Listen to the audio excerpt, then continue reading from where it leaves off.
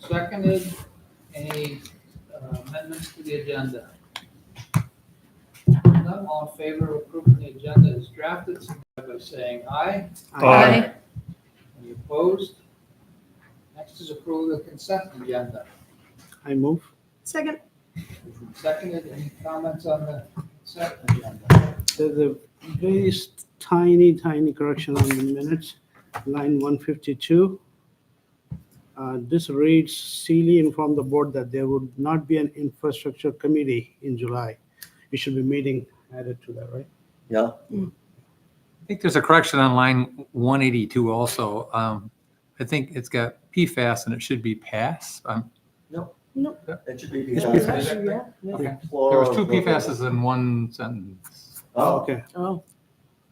they She said did they don't PFAS have much. bill. You're right. Then it has bill that bans it. They did pass the PFAS bill that they have. Yeah, I think there should be a pass in it. I think you're right, Dan. First time in 4.5 years I've gotten one. I might even be a bold knight. I might even second something tonight. Plus 2 typo points for you. Yeah. Give him a chance. Anything else? Getting comfortable here. I would just like to point out the award for the water tank system from the Yahoo. NBRC. That will help us get that project moving forward. So, Huge. All right. Before we vote, I just have to call attention, Heather is gonna feel really good as she does later on, step down and not run again, that you've got somebody who's reading those minutes. You've always done. So, That'd be fraud. passing the torch to Farhad lady. yeah. Love it. Okay, all in favor of approving the consent agenda, signify by saying aye. Aye. Opposed? Next, citizen comments. Laura, you don't want to hear, is there anything that's not on the agenda?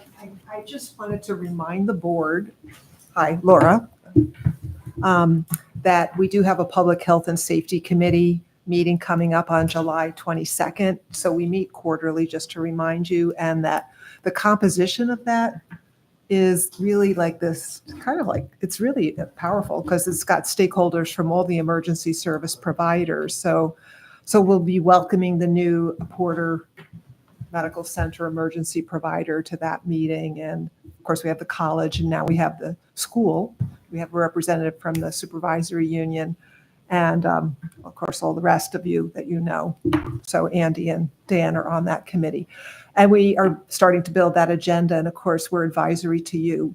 So if there's anything that you want us to take up, you have a little time. We're starting to build that agenda now. We just have our checklist items of usual ongoing issues, which is like monitoring the downtown and traffic calming and safety measures and how things are going related to that. And of course, response to conditions, extreme climate conditions like extreme heat or rain, and those kinds of things. And so far it seems so good, like in terms of responding to extreme heat and rain events, weather events, like the measures that we took in response to last year's flooding seem to be working, and we continue to work on those stormwater improvements that we know are more important than ever. So I just wanted to remind you, and I'm here tonight to also listen to a lot of the other items on your agenda that are policy related that might relate to the committee as well. Great. Thanks, Laura. Anybody out there with their hands up? There aren't any attendance tonight. Wow. Okay. We're at the festival on the green. Where we should be. Yeah. Chief Shaw.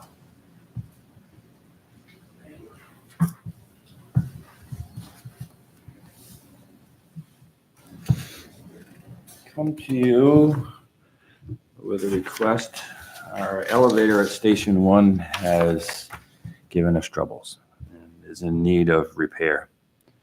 It has to have the seals removed from both shafts and the check valves removed from both shafts. So they have to totally tear the elevator shaft assembly all apart and rebuild that. And then they're going to scrub the oil and reinstall the oil. It's a 3-day process, and it's expensive. $10,218 to tear it apart and repair it. And then we have to do the mandatory 5-year load test, and that's $2,600. The scrubber, I beat him up on the scrubbing charge. That was $3,500. I told him there was absolutely no way we were going to pay $3,500 for a scrubber. So we didn't. And I got them down another $1,600 on the annual service.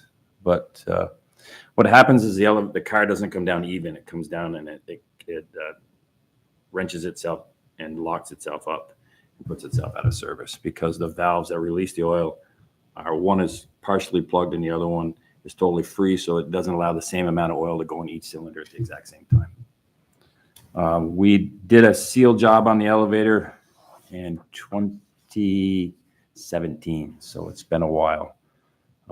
It shouldn't be from overuse. I mean, we use it when we're there, but that may be one of the problems. It doesn't get used enough. So I'll ask you, because those seem to stay. Yeah. Seals seem to stay. we have a signed contract with Bay State Elevator, which was bought out by Otis Elevator. And the last time we had this service done, or part of this service done, it was inclusive in the maintenance contract. We don't have a maintenance contract with Bay State anymore because they're out of business. Otis Elevator assumed that, but we don't have a contract with them. And it would be in our best interest to sign a contract with them and understand what we're getting into, because would there be a substantial saving if you sign that contract with them? I would suspect probably not, but at least we would know what our charges are going forward, right? We would know. One would assume there could be a cost savings, but I wouldn't guarantee that. So I'm looking for the ability to expend $12,600. I'll move to approve the purchase order request from the Middlebury Fire Department with Otis Elevator Company for the replacement of the elevator check valves and packing. My computer just quit. And as well as state required hydraulic rupture valve testing for approximately $12,898.68. that amount. Second. Or is there more that you're gonna need? I hope not. No, we won't pay them anymore. If we need more, we'll have to do it for free. Very good. Any questions? All in favor, signify by saying aye. Aye. Aye. Those opposed? Thank you so much for your time. Okay, Chief, thanks. Thank you. Dave? Moving right along. 3 minutes ahead of schedule. Try to keep it that way. Yeah.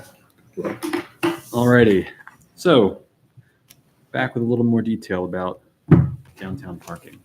This is the, I think, third chat we've had about this. This came from your retreat, as well as from some recommendations the town received quite a while ago. I think 2012 the study came out. So in conversations with Public Works and with police and with you guys, we dug a little deeper into what some of those recommendations might be and whether there might be any interest in advancing any of them. Two of them we zeroed in on initially. One of them, and you can see in front of you, one of them has to do with the fines. I think we gave you some research a couple meetings back that showed that Middlebury's fines are just very, very low. And we're not trying to make money off this, but fines are designed to create some disincentive and encourage you to follow the rules. Right now, Middlebury charges lower than basically every other town in top 20 in Vermont. We charge $5. Sure. $5. So not the greatest disincentive. So we have a recommendation there that's just set basically at the median. You're free to increase that, decrease that. That's really up to you, but trying to show you what the median might look like. I will say that quite a few towns tend to triage their fines based on severity. There's a couple parking issues that really are more about safety and not about supporting the businesses, handicap spots, fire hydrants, things like that. So that's item number one. Number two is The town has a limited amount of public parking. As you know, there's a great deal of popularity with this Bakery Lane lot. That study showed that. Since the basic premise of parking rules are trying to help your downtown businesses and encourage customers to turn over in the spots, one of the recommendations that you see before you is to set aside a percentage of the spots in the lower lot down here towards timed parking. So the whole lot would no longer just be all day parking, which is practically speaking what it is now. What that means is you'll have more spots in this popular location to service some of the businesses. And to be clear, it will displace some of a small percentage of the all-day parkers, of which may include some town staff and me. But that'll also encourage, interestingly, use of other lots that you have, like Mill Street, that typically go very underutilized. And having more people there actually can help the perception of it being a place people don't want to park. It's sort of a catch-22 there. So those are the two initial recommendations having to do with parking. I wanted to present them again and let you digest it. We've sent this out initially to the members of DIDC. So if we get any feedback, we'll let you know. If you're interested in proceeding, we'd obviously have to warn an ordinance change. You can see a draft version in front of you, but we'd have to go through the formal process of amending the parking ordinance and have a public hearing 30 days. Yeah. So that's the gist of what this is. It's a couple of the recommendations from the report. Some of the others we can discuss down the road, but these are two fairly small but meaningful recommendations that I think will make it a little more of an efficient parking system. David, when did you circulate to the DIDC? Thursday or Friday. I think we shot that out. And I don't think I got any responses. We got one email from one gentleman. Right. I don't know if he's on that list, but David Silverman, it was in your packet suggesting the waiver. yeah, he was piggybacking off something Woodstock, Vermont does, which is essentially if you get a parking ticket, they have paid parking in Woodstock on the street. So if you get a ticket for that, you go to a business, and if the business stamps your ticket, you don't have to pay the fine. You probably go and spend money. So The idea is, in theory, the one thing I would say ironically is that could mean I could park my car all day and get it stamped for buying a burger across the street and then leave my car there all day. Right. It kind of goes in a different direction if you're trying to encourage more turnover. So that was one idea, but I don't think we have received any other feedback one way or the other yet. You gotta send a receipt yet, so maybe it would be They would send a receipt to the police department. Purchase of something. Of volume, but I mean. But then you're setting a number or, $20, yeah. For $20, you get an hour of parking. Okay, so we got some ideas. So, yeah. Questions from the board? Going through the ordinance, I opened Google Maps because I don't even know, there's 50% of the streets I've never heard of. So I'll drive around now and take a look at them. You two are probably the only two in the town that know them all. But anyways, I saw a typo. At least it disagrees with Google Maps. The 2 times. Willow Drive. It's in here. It says Willow Street. Point that one out on a map, everybody. That's way up there. It's where Pete's Auto is. But Rouse. it's near the bottom. It says Willow. It's not Willow Street. It's Willow Drive. It used to be Willow Tree. Used to be what? There used to be a willow tree there when Okay. Rouse Tire was. Anyway, you finished? Sorry. Sure. I think it's too bad that our charter has such a long time to enact an ordinance. This isn't going to take effect this summer, given the time it takes to do something.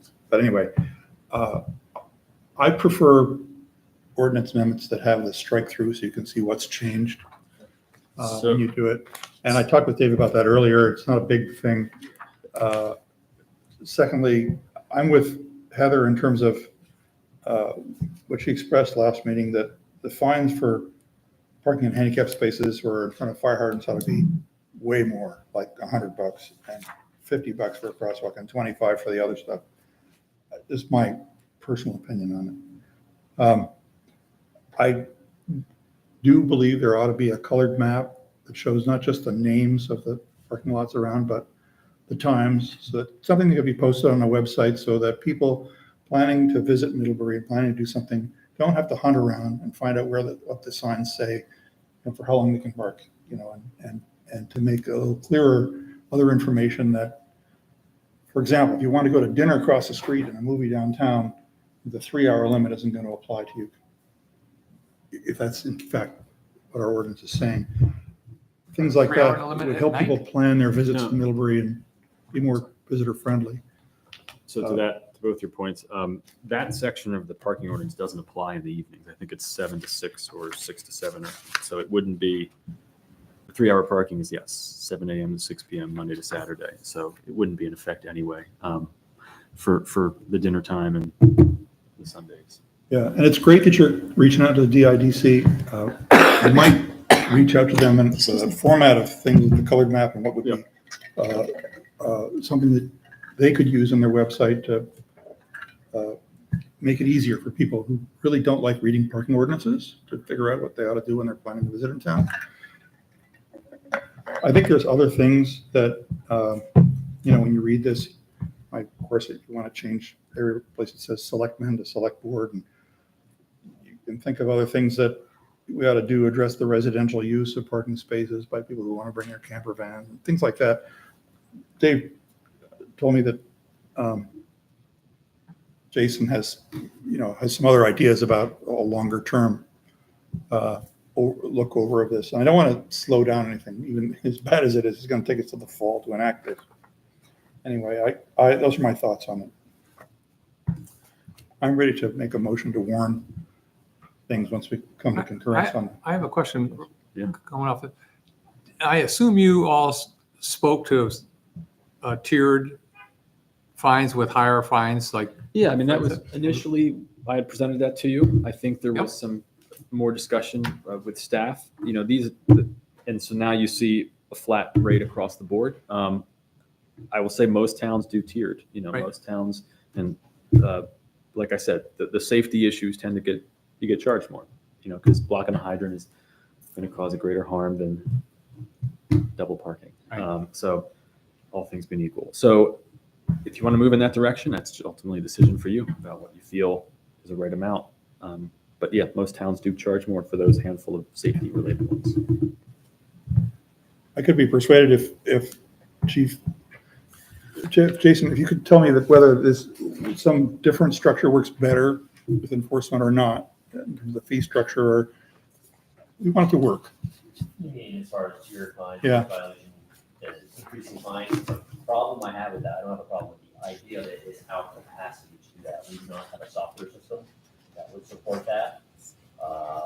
That would require an investment by the town.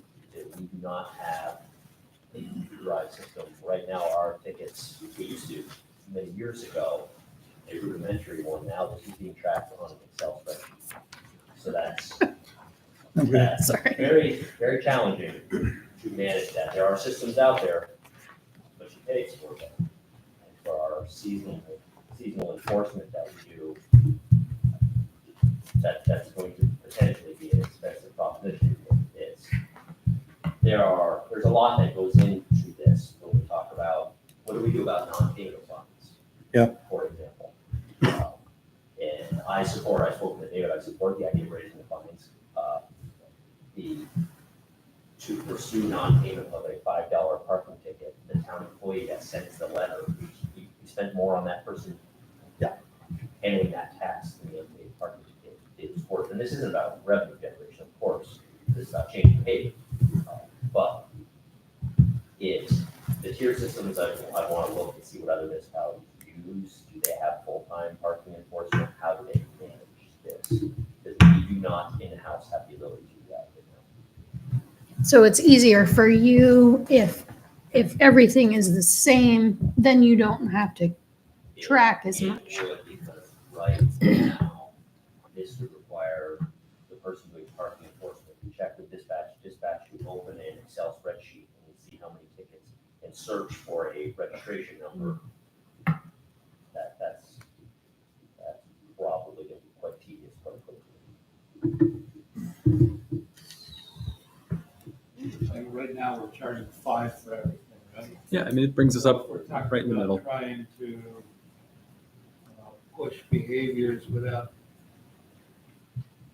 having a bunch of irate people within the community.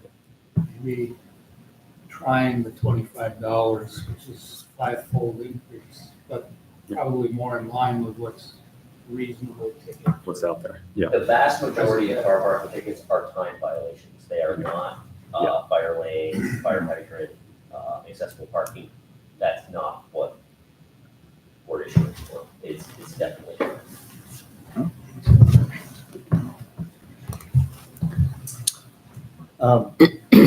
The chief had mentioned going to a notice of winter ban, just reading through this whole parking thing. That's a piece of it, and going to a notice system rather than a default ban during those 5 months.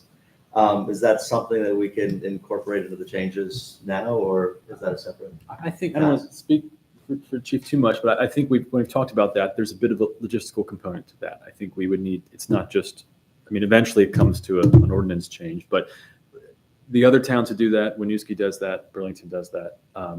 They do, in lieu of just get off the streets, it's November 1st, or, they do usually a combination of media releases and text messages, which we now have.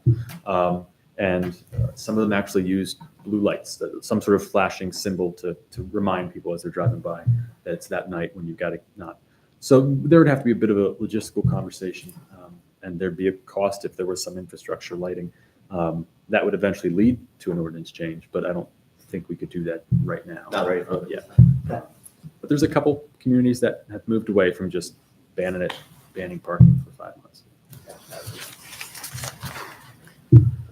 Any other questions? Just a quick comment. I did like the Woodstock idea, but I did have questions about how to implement it in restrictions around like the amount of the purchase. And I spoke And- to the manager yesterday, just after hearing the email or seeing the email, and he clarified, first off, it's only for one kind of violation. It's for your time's expired that you Okay. paid for. And it's even more broad than the constituent suggested. You don't actually have to buy anything. You just have to get a stamp that you went into a shop in Woodstock. Okay. And he also noted that in anecdotal conversations with their downtown community, they haven't seen a lot of value in it. So for whatever that's Interesting. anecdotally worth, Yep. yeah, take that for what it is. So it sounds like that may be changing down there, or at least. Okay, that's helpful away to from have it. more information. I was thinking, so what is it, somebody gets a parking ticket and then 30 days later they go downtown and spend some money and can put the receipt up? I just had I questions mean, about like how. it my works. initial reaction was just, if the idea is to create more turnover in spots, that concept would seem to encourage people to stay in their spots Yeah. longer. I've been here for 3 hours, but I'm eating dinner at the restaurant, so I'll just stay an extra 3 hours, and I've got my little receipt here, so I'll be fine. Yeah, if I stay an extra 3 hours and put 2 receipts in there, or am I good, so, okay. Yeah. Thank you for that information. You said something about that being a big jump from 5 to 25. I tend to agree with that. I don't know what the chief will think about that. There's already a lot of discussion on the front porch forum about us trying to charge people with parking, and I think that's excessive, The 25? from 5 to 25. Yeah, That, but 5 was ridiculous. I know, it was, but I don't know if there's a way we can. I want it to be 50. One thing that I suggested is that if you overstay, your first ticket is smaller, and if you're there 2 hours later, you get a second ticket that's more. It sounds like that's difficult, maybe with our system, but That's kind of like a tiered. it's not quite. It's not about your history. It's about whether there's still a ticket on your windshield 2 hours later. So you could do like a 10 and then a 20, like Sorry, you're 4 hours and I'm 15 minutes instead of You guys are too nice. 30. She's, the fire hydrant and the handicap spots, you can $100, Yeah. That's a violation that you cannot be put in, right? Yeah. But for parking lot, So just. Yep. Question on process here. If we posted at 25 and we have the hearing and everything, and we decide, well, we're gonna go with 20, we have to repost that, or are we okay to go forward with it? I think you could go forward with that. Okay, so we could post it at 25 and then see case by what the case. general consensus is, especially of the downtown merchants who are the ones who are gonna be impacted the greatest. Positively or negatively. Yeah. So, Yeah, now they won't park on the street with 25 because they would park on the street for 5 and do. and do. They've admitted it. So, and we've been doing this for a lot of years. I think we have a pretty good stab at a way to at least turn over our parking spaces. Maybe it's time to warn it and see what people, what the public thinks. And like I said last time, you're going to have the displacement anyway with the library project. You're going to be temporarily knocking out quite a few spots back here. There's just no way they're going to be usable when you're doing the library project. So you're going to experience the pain of that culture change anyway. People are going to get displaced down to Mill Street or wherever they go. So it's actually an opportunity to embrace the policy change that you're going to experience practically one way or another next year. I would move that we warn for hearing the proposed parking ordinance changes highlighted in yellow in your submission. Second. And none all in favor of warning the parking ordinance, signify by saying aye. Aye. Opposed? Okay. Alrighty. Thanks, David. Let me jump into number 7 or no? Well, if you Yours can is- sit right there. Yeah, I'll hang on. We're gonna just have, some more discussion about the concept of the page, or section of a page as independent.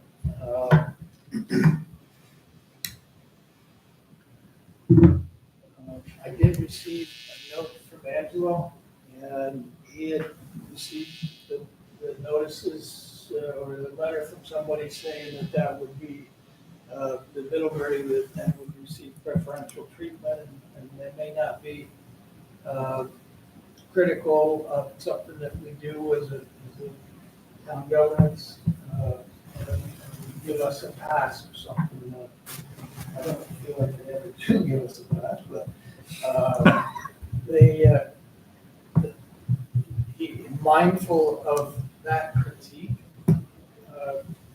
a thought that he shared was if we could just commit to posting the stuff that is good for the public and see what that brings.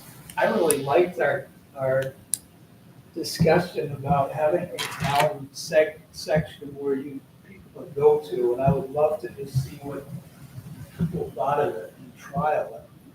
Still at this point, just because I think having a Middlebury section where all the formal notices are posted and agenda, the select board and that type of stuff, it brings attention for Middlebury citizens to know they can go right to that page. It's kind of like, what's the first page? A lot of people go to the obituaries. There's the second page that goes to is Middlebury Town News. So it's just a thought. So I throw it out for discussion. I agree with the way you framed it at the retreat, that let's proceed with the policy that this is not a gift or a subsidy to the Addison. We're paying for coverage that we think as a select board is important, that would fall between what their news articles would cover and what our minimum legal notice requirements would be. So the workup page looks nice, you know, when you stand it from afar, but the ipsum lopsum stuff, I think taking some of the, or information that is available now that we get or that the committees have, which would be useful, such as what's the status of the town plan update? What's the energy committee's adopted priorities and projects for the year? What's the construction schedule for the paving, you know, that's going to happen this year? The kinds of things that Emily does a good job of writing in her notes to the infrastructure committee. And we do this not every newspaper. We, you know, like this summer, the beginning of the construction season will be a good time. Or if there's a good time in the process of the town plan update to have an article about that thing. It doesn't necessarily need a full page either. We pay by the column inch. And I think that's the way to go to move forward on this. And I had some correspondence with John Frieden about this, and I'm aware of his concern about it. I don't think his concerns about this changing the way the Addison Independent treats the town of Middlebury are founded. I think they're going to cover things, and John Flowers is going to still do the articles that he needs to do about issues that are controversial and important that they decide in their own discretion are newsworthy.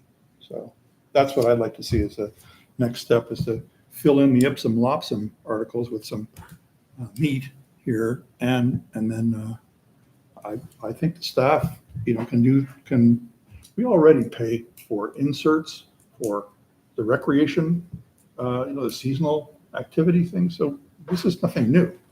We pay for things that we think are important as a town, as information for our constituents. But didn't we agree that we're going to do a trial with them once a month? There's something discussion. I wasn't here for that meeting. No, at the retreat, We did, but then there was a follow-up discussion. I don't think it was a formal agreement. should we still go that route and try it out and see? Yeah, I agree with it. I think it's a great idea. we decided, like, we thought about doing once a month for now and see how that looks. If it's very positive, then I'll go for it afterwards. Will it move our public notices to a more prominent location in the paper so they're not buried in the back? That's the idea. Maybe. Good. So is impact on the budget? I mean, we're not going to budget $60,000 for this, but we normally do about $11,000 or $12,000 with notices. So this is going to cost more, which We did, and it may end up double or whatever. Right. I don't think we're talking. No. 60. No. No, there's money in the planning office budget. If we want to do an article and a survey about the town plan update, they've got money to do that in their budget. And if you put together the different departments that contribute this, we can accommodate this without any burden. I also think a trial will allow us to kind of get an idea of how it impacts the workload of staff who might be in charge of putting it together. So hearing them out and saying, how long did it take you to put this together this month would be really beneficial for us to hear at the end. and most of the stuff is already stuff they're creating anyway. So Yeah. If you do It's a once a different button month to push, I guess. now, it's going to be about $15,000 a month for the year. 15,000. That's about 4,500 more than what we're spending as a trial. There's a small math error here. It says 65,500 minus the current 10,500. It should come to 55. They wrote down 50.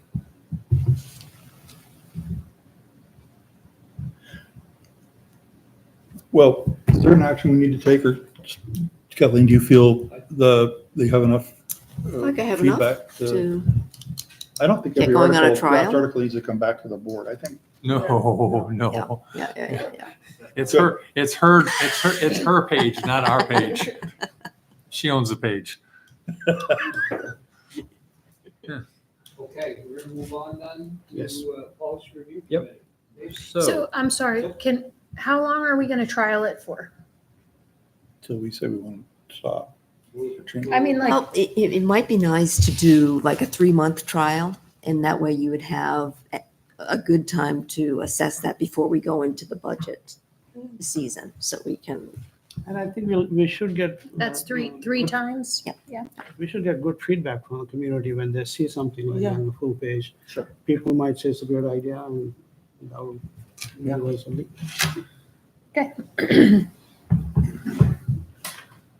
So a 3-month trial, and I do like Izzy's idea of getting some feedback from staff on the amount of workload it adds. Like, is staff just providing the content that we're already producing for meetings? There's no like additional, I don't know, anyway. The idea was that it would be mostly that, and the Addison would do the layout. Okay. We're not graphic people doing the layout. They'll be responsible to try to make it eye-catching. So and maybe polish it a little bit Mhm. for publication. Yeah. Yeah, so I would just like to hear from staff at the end of the 3 months on what the time commitment is to it. Now we're waiting. All righty.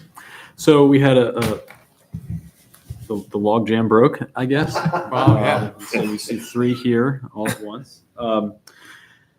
So you're familiar with all these. All these originally came up to you for you to sign off on the committee working on them. So I'll give a little summary, and then if Izzy or Andy, who are both on the committee, want to chime in as well.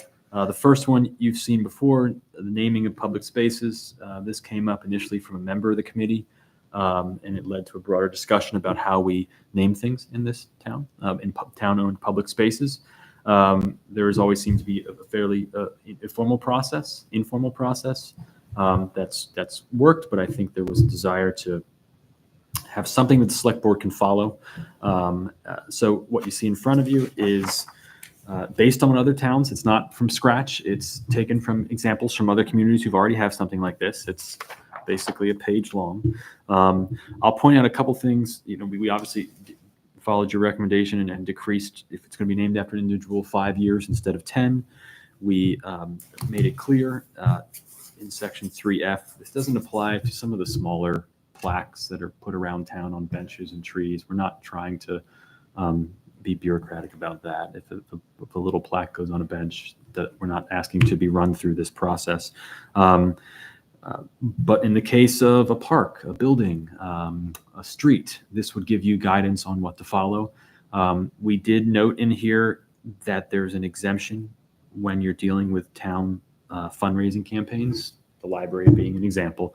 That was brought up by some of the members, and a practical reality that when you're raising funds through naming rights, that it may be somebody who just moved here 6 months ago and wants to donate and doesn't have a long connection to the town, but they're wishing to donate anyway. You don't want to have to turn away the fundraising because it runs afoul of this. So that's more of a practical reality I think the committee came to. That's in here as well. It doesn't interfere with any historic registry properties that already have names. Beyond that, it's laid out pretty logically. There's a process. It ultimately comes to you for a decision after a comment period. And that's the gist of it. It's the same as last time. The biggest change is the 5-year reduction. Questions, comments?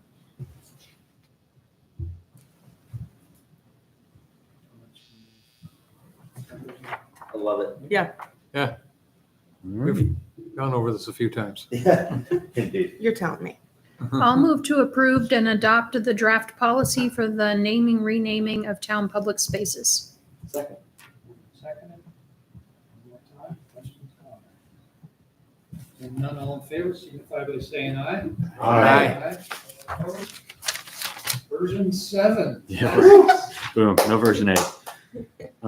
This next one came up in the aftermath of some discussion. This goes back to last summer and the parking lot and the issues that happened back there, which led to some discussions in your budget about funding for future public cameras, which led to a question by somebody about, okay, well, who decides where the cameras go and can they be removed? And there was nothing really written down. I think some of these policies are not so much about improving efficiency, but really having something that the town and the staff and the board are following, as opposed to an unwritten practice, which sometimes can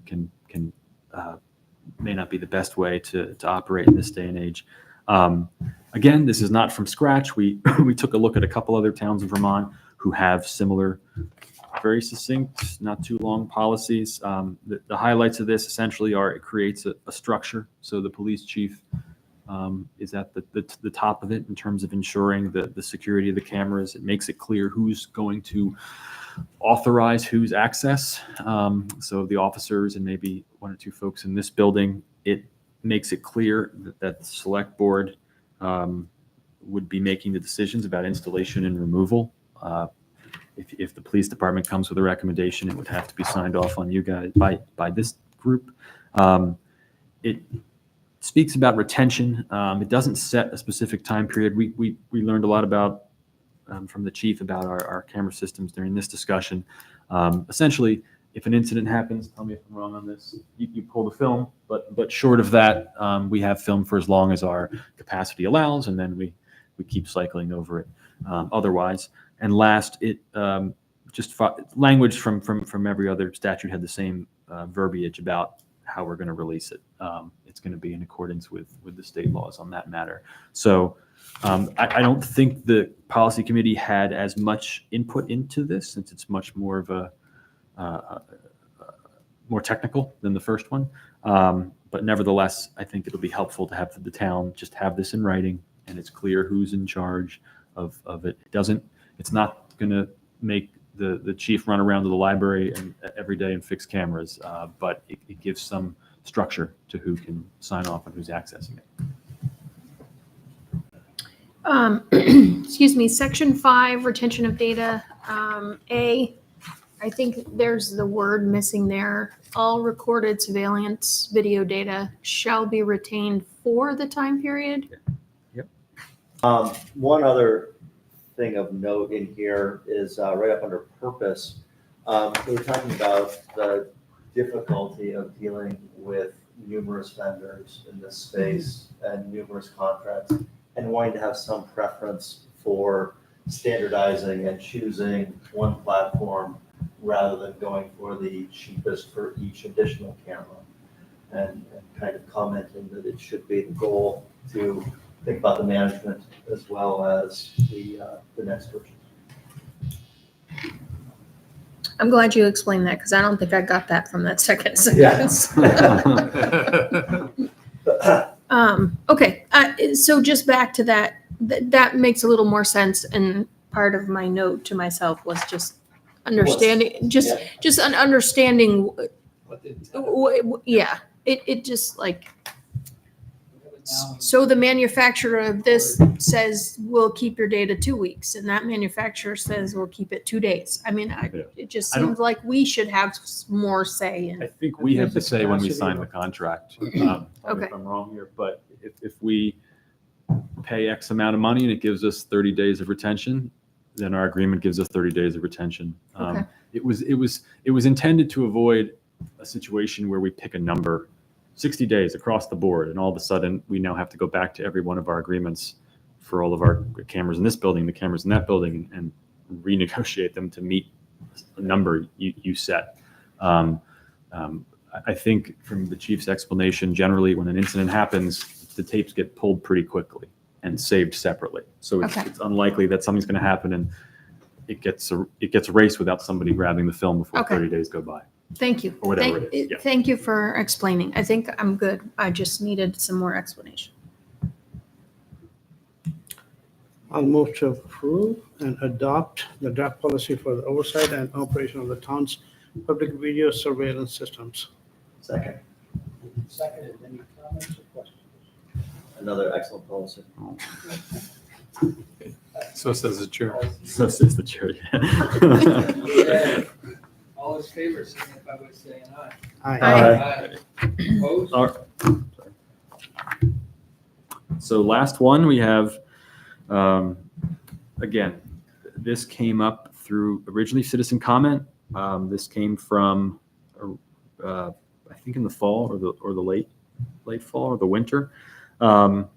somebody raised a question to the town. Well, there's a religious object on public property. How, why, right? This obviously, as you can imagine, is more of a legal thing than a policy thing. So we ended up talking to an attorney who gave us some guidance. The VLCT also gave guidance. So this is not something that the policy committee picked apart and adjusted, because we recognize there's federal law, that case law that governs this. It's not really just up to what we want or wish. So it's fairly short. There's not a ton of meat on the bone here. It's essentially piggybacking off your public assemblage ordinance. And if a request were to come in to put something in that is of religious nature, we would also review this when reviewing that permit request for a public assemblage.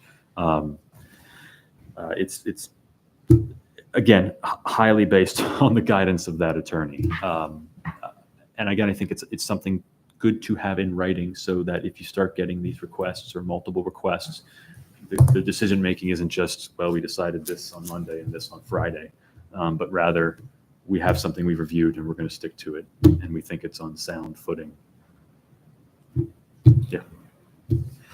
I agree with the idea of having something in place. My issue goes with the definition of public assemblage and how it is constructed from a legal point of view. Public assemblage is under scope, third paragraph. Public assemblage is defined in the public assemblage ordinance as any parade, march, ceremony, show, exhibition, pageant, or procession of any kind, or any rally or demonstration or similar display in or upon a public place, which constitutes a public nuisance or presents a clear and present danger of substantial injury or harm to persons or property, or an imminent threat to public health or safety. This is the jurisdictional threshold for where you can require a public assemblage permit. We require a public assemblage permit for Festival on the Green. It's not a public nuisance. It's not a threat or an imminent danger or substantial injury or harm. You have 40 years of history. How can you require a permit for something that never has demonstrated that? It's a problem with constructing the definition with a performance base. And I think the other language that you looked up in another ordinance about public nuisances that, where it occupies the space to the exclusion of others. That was the definition of nuisance. Well, I would put that in here instead of, this is just me reading it literally and wondering. So somebody challenged this and said, we're going to put a menorah up or whatever, and harm or danger or threat. I think nuisance we'd lose in a minute. Nuisance is a rough word.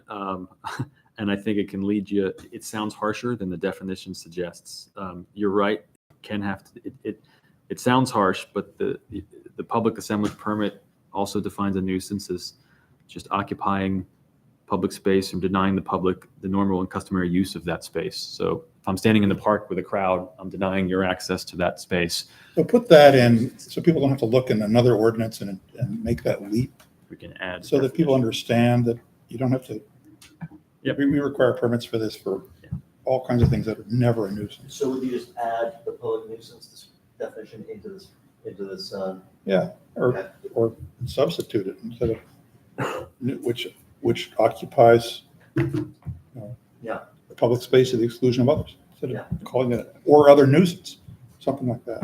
I would just make it really clearer and simpler.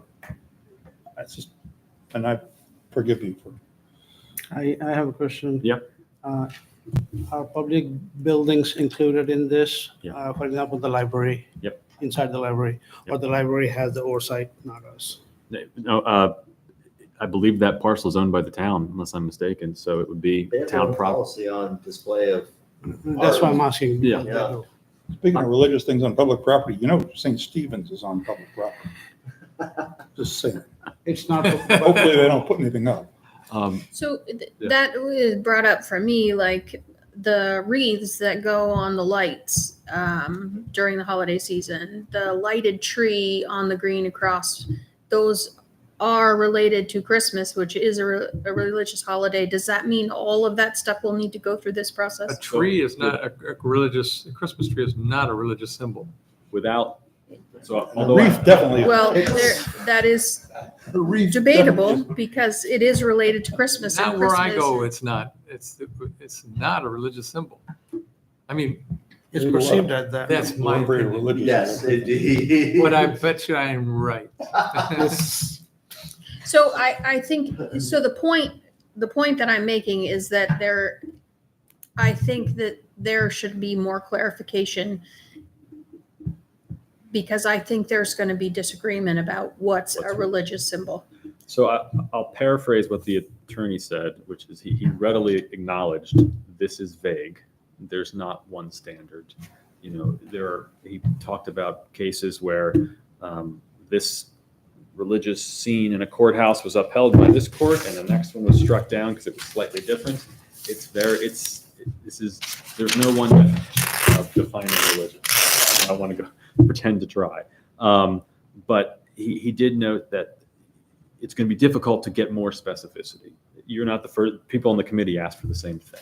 Okay. And I think it will be difficult to get him to push us further, or get us to push him further to get more specificity.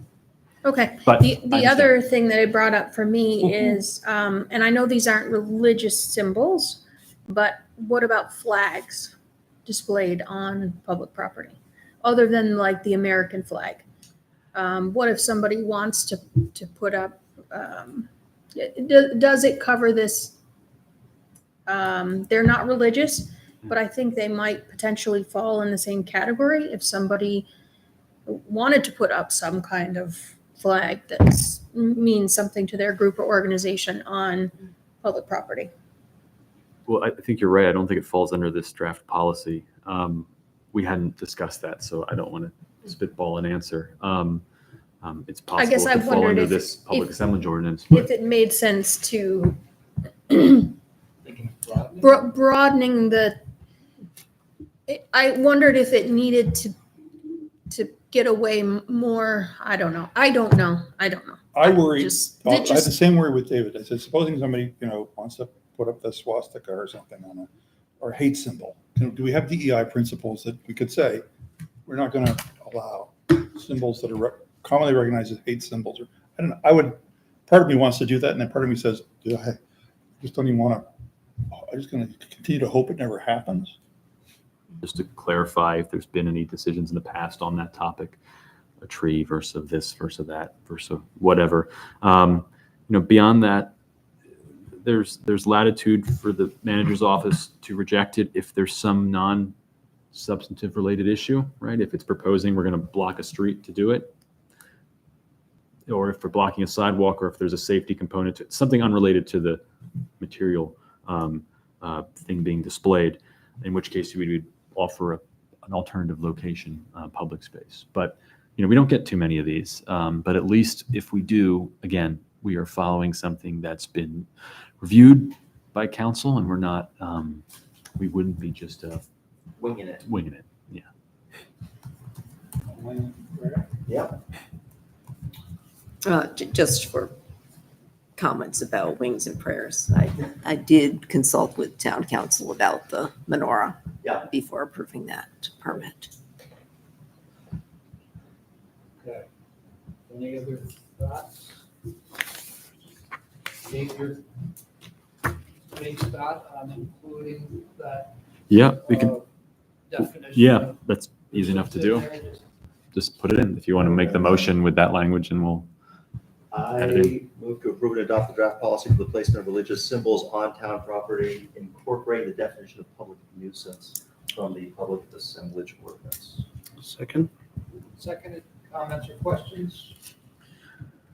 Is this a first round pass?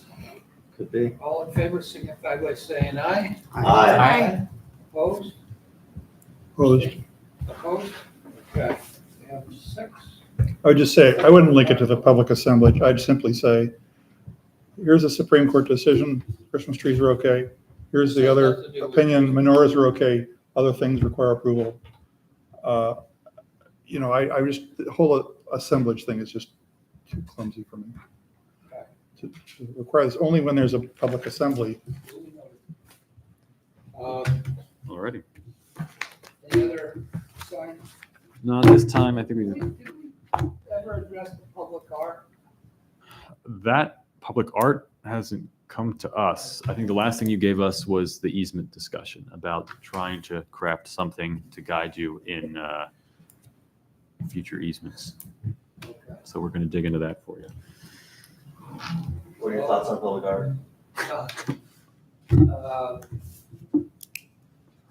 We had requests for putting up art, and we haven't had any in a number of years, but At least last 3-4 years. we haven't had any. We used to have some, Yeah. and, Yeah, during that bridge construction, we had on the buildings, what's his name? He brought that up. He wanted to draw murals. Nice. there's an artist, his name's John Cerny, who does large murals, and he had hit me up about doing a mural, so they had one in Vermont. So we had a lot of comments when we had the art on loan out here in the front. The big elephant. What? Just curious. We'll move on. All righty. Okay. Kathleen. The next one, word or? So the proposed road names are not ready at this time, and there isn't any substantive update on the Stone Crop development agreement. Looking to bring up that this time. So we're saying 22 minutes ahead of schedule, we move to the check warrant? I had check warrants. I like doing check warrants. I don't mind. You can take I over. would say I would appreciate, Fantastic. we breezed through that. Right, Dan? I would just say that I appreciate Kathleen sending me around. I don't send to everybody. Yeah. The key to that colored document, it's, here's what the town is going to be responsible for in the Stonegate project. I think it's an important thing to include along with the phasing, that those two exhibits in the development agreement. And I hope we're not holding up anything with the Stone Crop project by this in any way, but No, I talked to Jen today, and she said that the Stone Crop and Summit are back before the DRB next Monday night, and we'll be working on some fine tuning some language in the development agreement for your discussion on. this coming Monday night. Right. Okay. For the next board meeting. I have something, a question about Stone Crop. It was interesting, the article in the paper a couple weeks ago that talked about Stone Crop possibly only having enough funds to do the first phase and the other phases might be delayed. He was here with us. And he talked didn't- about the first two. Yeah, it didn't say anything about any significant delays or financial issues or that the cost of construction has gone up, has doubled, and they're going to be hard pressed to do any more building after the first 80 units. Those are the ones he talked to us about, and then Right. they've been working on. Right. I mean, they're well funded in the first, but that's the first time I'd seen it. And I saw it in the paper and I don't know what the source of it was. Just got my attention. I know that they're still working on the next phases, but he was here, he was hoping that they would, Right. by the time, be ready to roll into the next one. Maybe it's not wanting to promise too much.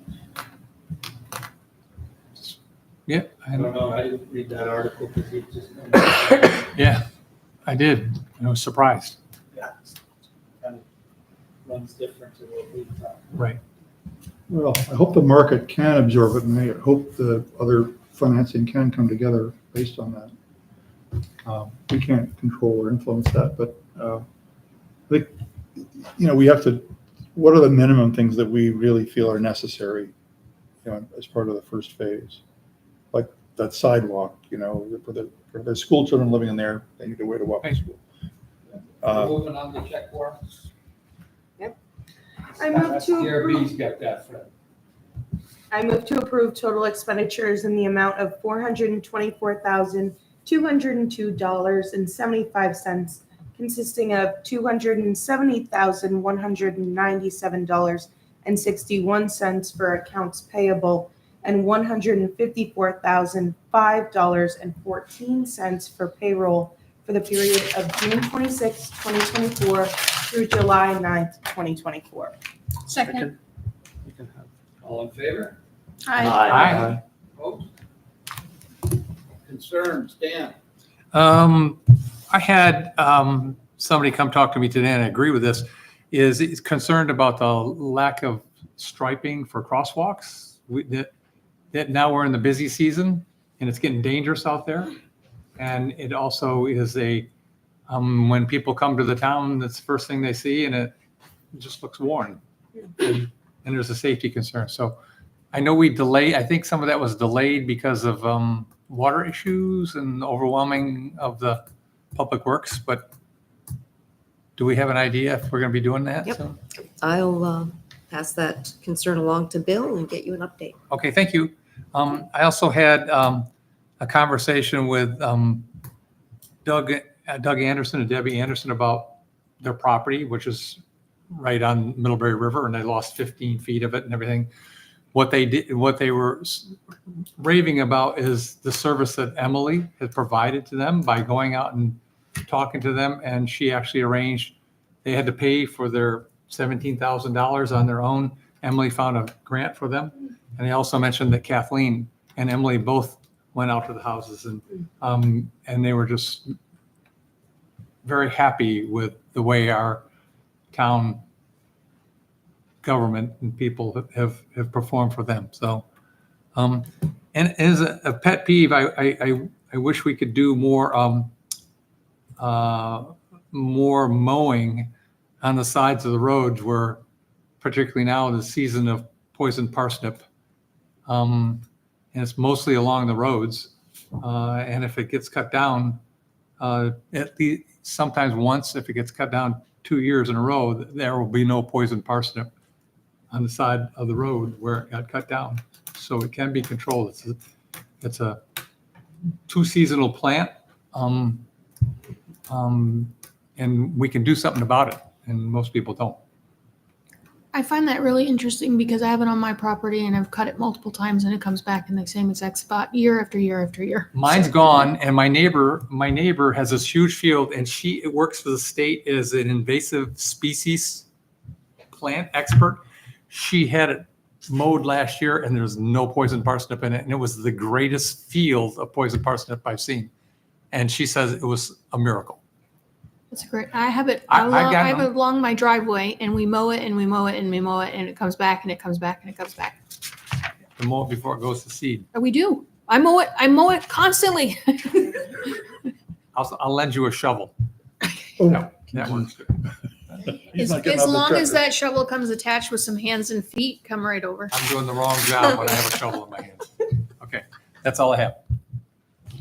I'm thankful for all the volunteers for Festival on the Green. It's been going great. And fingers crossed, even though we'll have rain tomorrow, that I'm grateful for St. Stephen's for letting them move inside if need be. Oh, they're going to be inside. Yeah.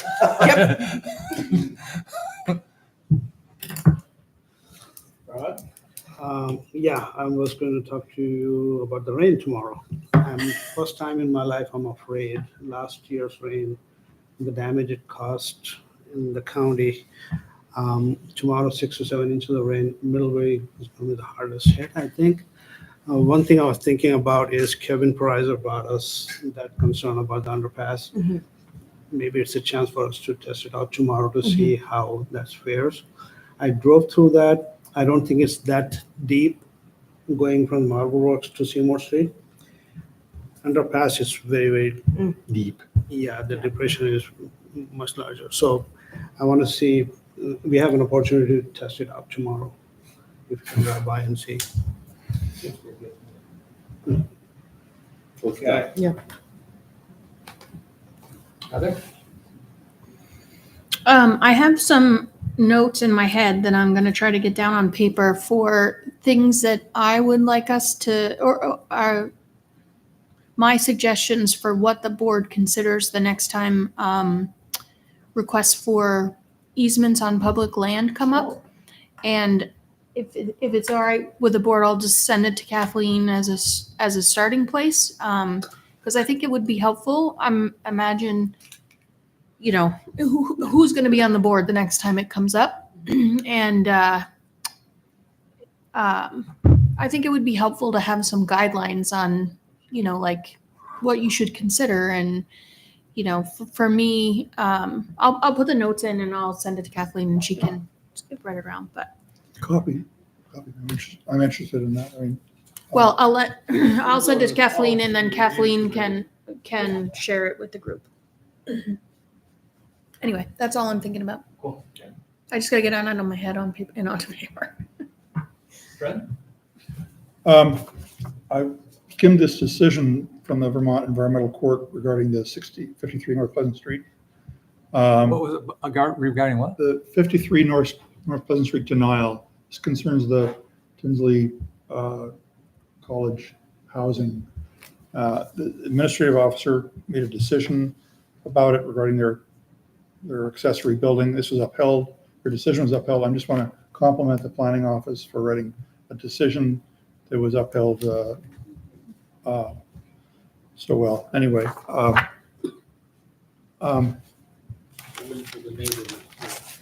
yes. I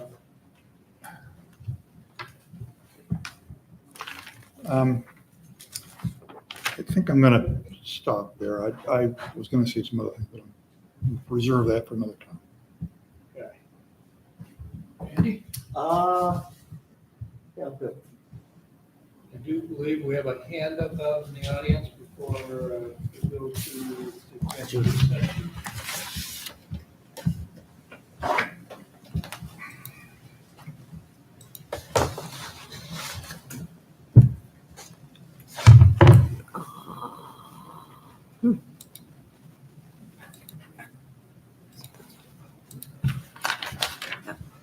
Okay, Judy.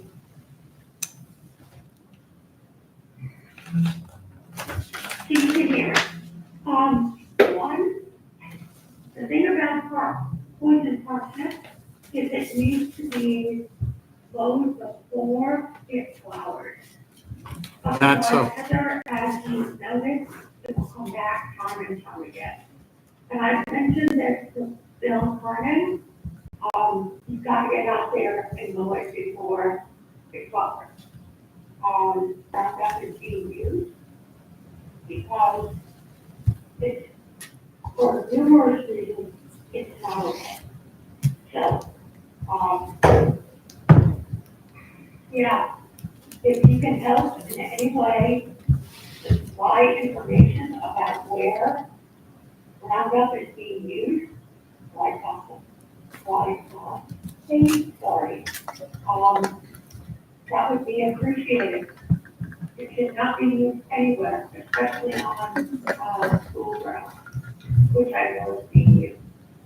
Thanks. Okay, Thanks, thank you, Judy.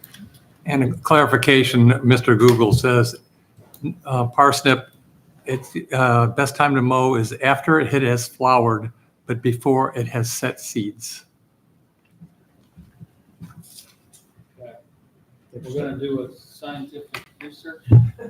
No, just cut them down. I'm just gonna keep mowing. I'm gonna keep mowing my parsnip and take a picture every time I mow it and show you every time that it keeps coming back. Now, maybe it doesn't Wait. flower, but the plant and the leaves are still there. I am So then I will stop putting parsnip seeds over to your property. Oh, lower. Lower the deck. I'm trying to dig it out. Okay. Yeah, go big. Rip it out with your hands. We were 22 minutes ahead. We are currently 30 minutes behind. What's your, somebody want to lead us into executive session? So personnel and contracts, please. So does that mean if it's contracts, we have to have the second motion on here? No, go ahead. Okay. I'll move to enter into executive session with the inclusion of town manager and assistant town manager related to employment and contracts as allowed under Title I, Section 313A13. Second? All in favor? Aye. Opposed? Yeah, we don't need the second. That is usually the second motion. Yeah, okay. Yeah, first you do the premature disclosure.